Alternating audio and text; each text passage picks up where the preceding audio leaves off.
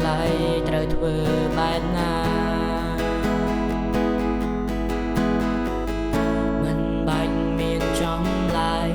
ក៏អូនអាចឆ្លើយខ្លួនឯងបានដែរព្រោះគេត្រឹមតែនឹងដែលមិនស្មោះនឹងអូ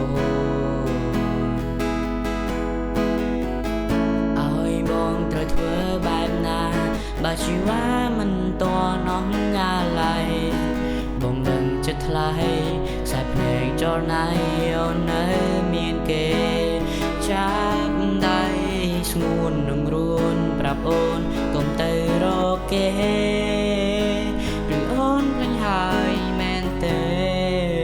គេធ្វើឲ្យអូនឈឺចាំយ៉ាងណាក្រែងប្រាប់បងថាគេនោះជាមនុស្សប្រមិនឡ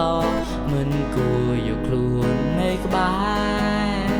តែពេលនេះអូនកិច្ចការទៅរកគេនោះវិញបាន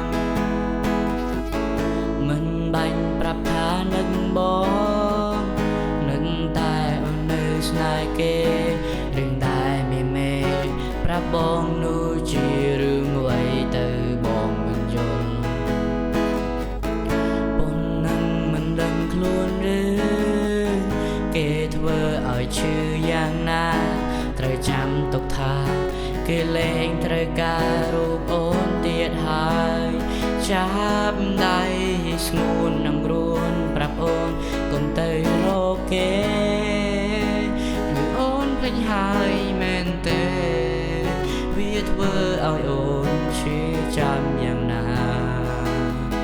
ក្រែងប្រាប់បងថាគេនោះជាមនុស្សប្រមិនឡមិនគួរយកខ្លួននៅក្បែរ